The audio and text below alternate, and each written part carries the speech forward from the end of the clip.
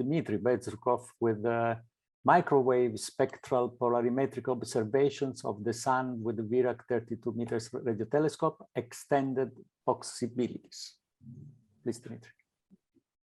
Dear colleagues, I'm Dmitrijs Bezrukovs from Ventspils International Radio Astronomy Center. And in this presentation, I would like to tell you a little about the implementation of solar spectral parametric observation in VIRAC today, and about some new possibilities we got, I suppose it is scientific possibilities, we got in this year. So, okay. First of all, excuse me that I will repeat some obvious and common known things.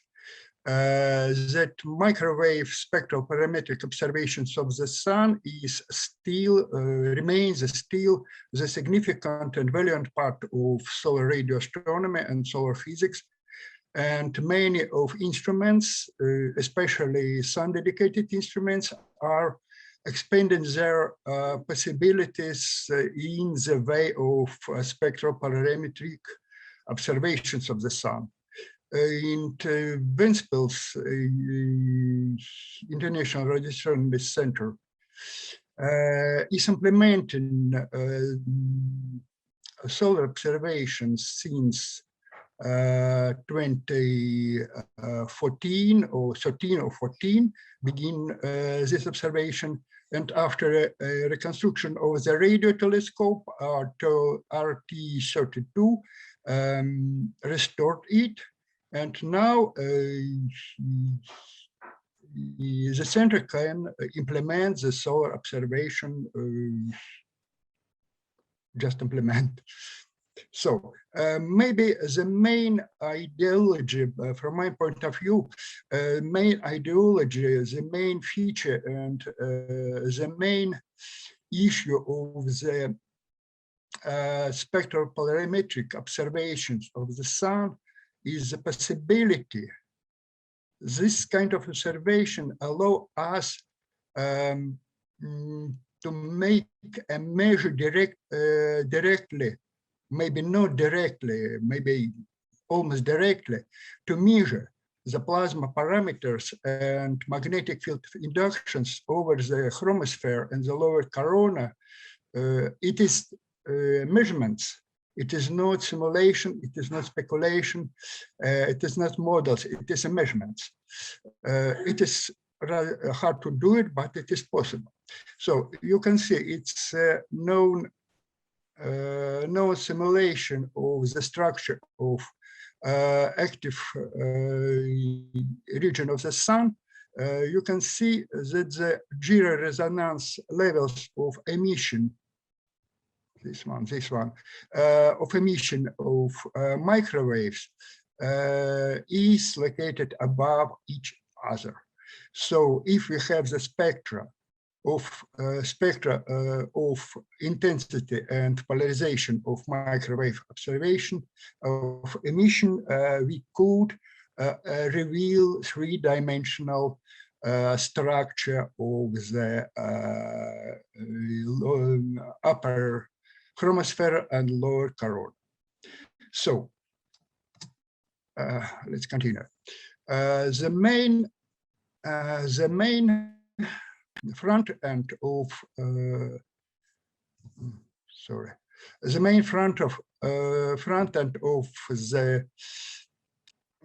spectral polarimeter is a spectral polarimeter itself. You can see it, how it looks.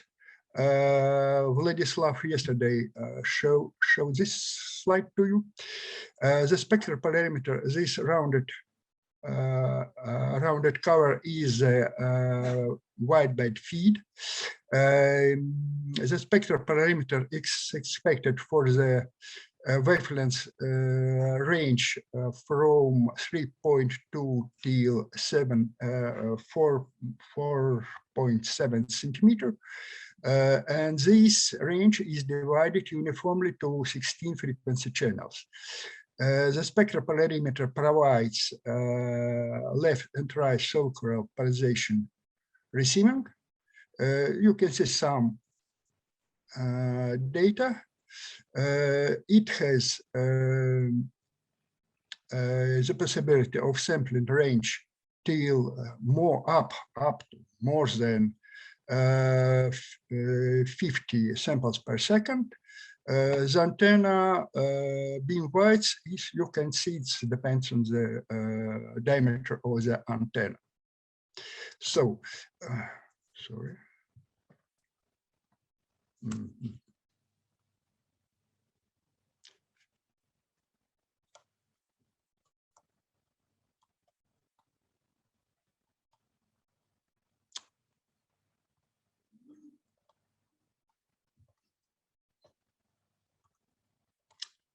Sorry, I've lost one slide, but it is not. So I'll continue. So as the result of the full set of spectral polarimeter, our internal title for this spectral polarimeter SP3, Y3 it is another story, and it provides. Finally, it provides almost automatically, could provide the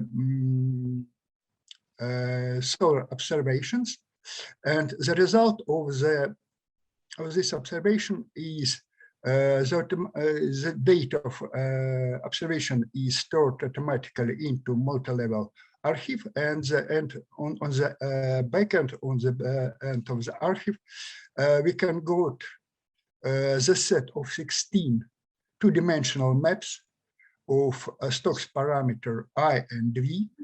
And we got for this year some maybe a little, but interesting archive of observation.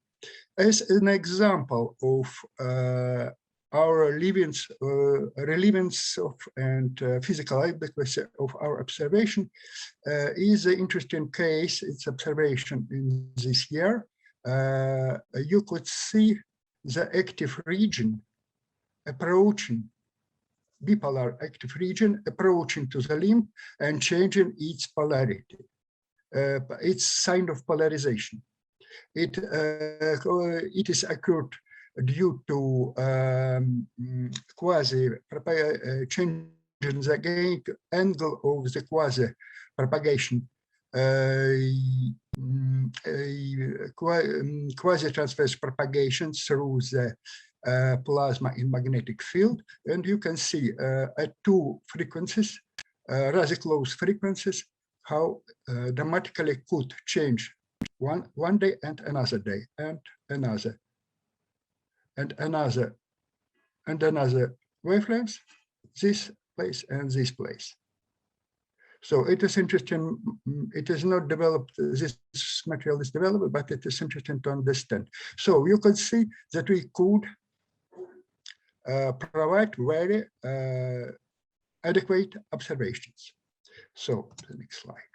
So, but everything is okay. We can observe the active regions of sun, but our group got some new challenge. It's a study of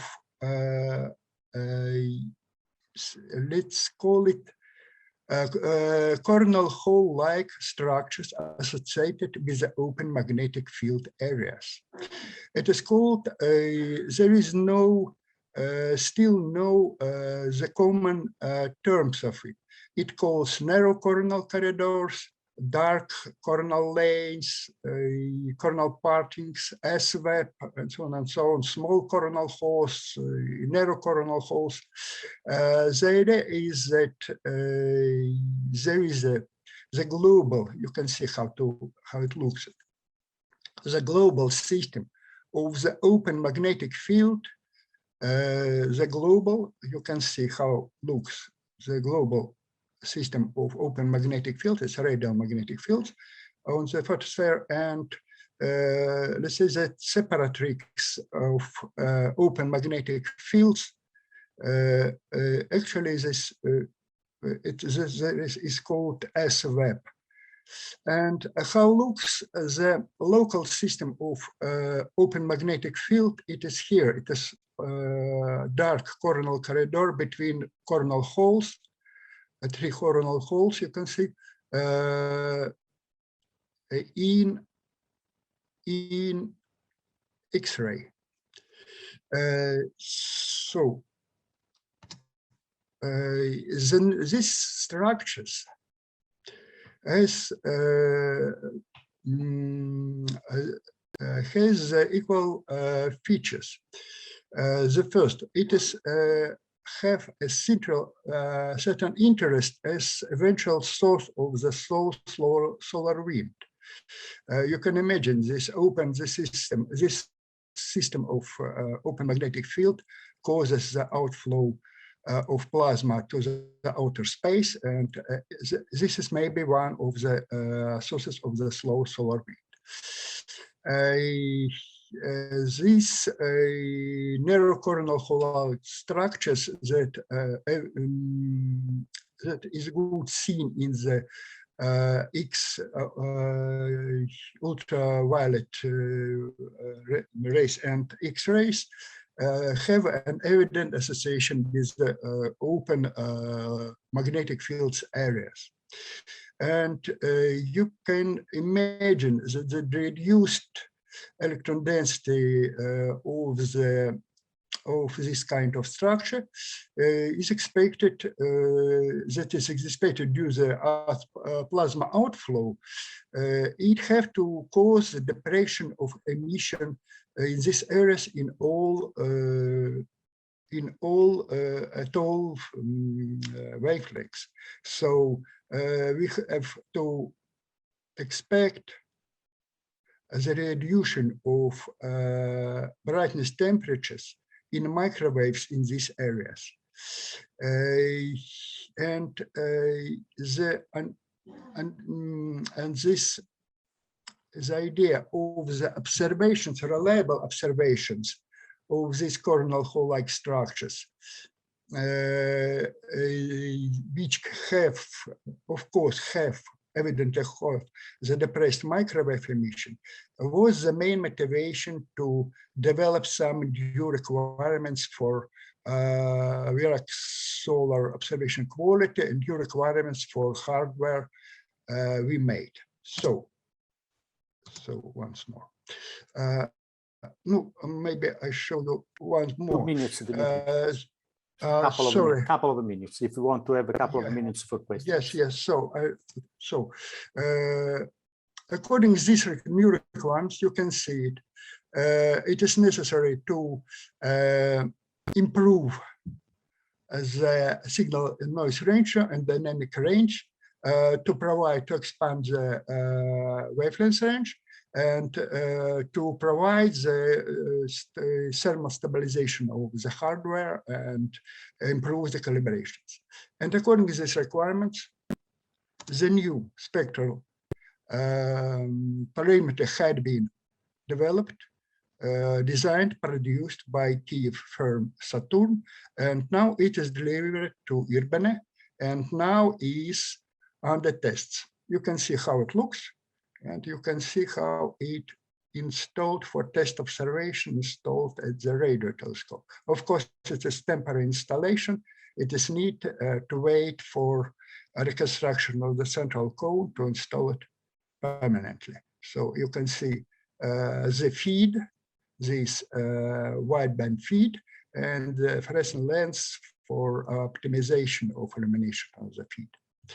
So comparing the parameters of the old and new, we call it new LNSP4, low noise spectral parameter, you can see the expanded wavelength range. The number channel of 16 frequency channel is 12. It is less than the old, but it is good. I will sell a bit later. It provides also left and right polarization. It has better signal noise ratio. It has expanded dynamic range. It is slower, but it's good. and have internal noise generator, precise noise generator for calibration, and have internal thermal stabilization. So that some test observation you can see it's records of transit. You can see how it looks, and we can see the active regions. 1 minute, Dmitry, 1 minute. I see. So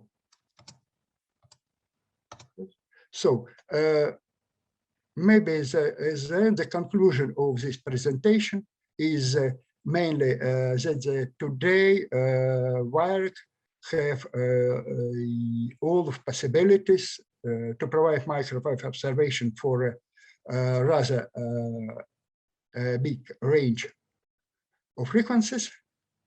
And this observation could be directed to solution of very numerous solar physics problems, especially as the problem that we interested in, it's studies of a narrow coronal hole-like structures. So thank you. Thanks a lot, Dmitry. I think we have time only for a very quick question. Yes, we have Juha Kalunki, which is rising at the end. Yes, thanks, Dmitry, for your presentation. Actually, I have two short questions. First of all, when you expect to get first observational results with the new receiver, I mean, radio maps? I suppose this year we can do it. Now it is under test. The next week I will be at the radio telescope and continue the transit records and so on and so on. So it's a process. It is, you can see it is not by mind, but by hand, by feet, and by instruments. Okay. Another question is that I'm always keen to know how much you have been doing solar observation past summer. In this year, we made not so many, about 20 maybe. Okay. 20 sessions, 20 observational sessions. One session gives us one two-dimensional map. Okay, thanks. So, and the archive itself is about from 12, 17, consists of maybe 50 observations, 50 serious observations of different quality. Okay, thanks. Okay, thank you, Dmitry.